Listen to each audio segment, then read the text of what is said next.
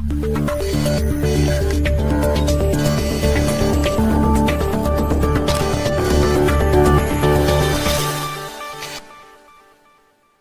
में आज हम एक ऐसे व्यक्ति के बारे में बात करने वाले हैं जिनकी प्रतिमा को आपने ऑफिस, कैबन्स, घर तथा अन्य जगहों पर जरूर देखा होगा। जी हाँ, आज हम बात करने वाले हैं लाफिंग बुद्धा, जिन्हें लकी चैम्प भी माना जाता है। बौद्ध धर्म में यह माना जाता है कि जिसने भी ज्ञान प्राप्त कर लिया वे बौद्ध कहलाता है। महात्मा बुद्ध के पूरी दुनिया में बहुत से शिष्य तथा जिनमें से एक शिष्य जापान के होतोई थे। कहा जाता है कि जब होतोई को ज्ञान प्राप्त हुआ तो उन्होंने जोर जोर से हंसना शुरू कर दिया और उनके जीवन का उद्देश्य लोगों को हंसाना और खुशी देना ही बन गया। इस उद्देश्य को पूरे करने के लिए होतोई ने लोगों में खुशी बांटना शुरू कर दिया। वे जहां जाते लोगों को हंसाते और इसी तरह जापान और चीन में लोग उन्हें हंसता हुआ बुद्धा बुलाने लगे और इसका अंग्रेजी में अर्थ है लाफिंग बुद्धा।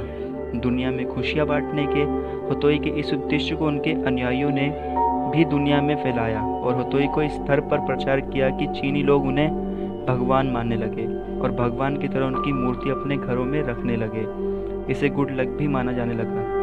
जिस तरह भारत में धन के देवता कुबेर को माना जाता है, उसी तरह चीन में लाफिंग बुद्धा को समृद्धि के देवता के रूप में माना जाता है। कहा जाता है कि होतोई लोगों को प्रवचन नहीं दिया करते थे बल्कि हंसाया करते थे। उनके द्वारा ही लोगों ने तकलीफ को भुलाकर खुलकर हंसना सीख लिया। हंसना और हंसाना ही उनके ध्यान और उनकी समाधि थी। उनके अनुसार पूरी सृष्टि हंस रही है, लेकिन लोग अपनी तकलीफों में उलझकर रो रहे हैं। होताई के साथ रहते हुए लोगों ने जाना कि बिना किसी कारण भी खुलकर हंसा जा सकता है और शांति का अनुभव किया जा सकता है। अब तो आप भी जान चुके हैं कि लाफिंग बुद्धा कौन थे और उनके जीवन का क्या उद्देश्य था। अब आप ये भी समझ गए होंगे कि अपनी तकलीफों में डूबे रहने से समस्या हल नहीं होती।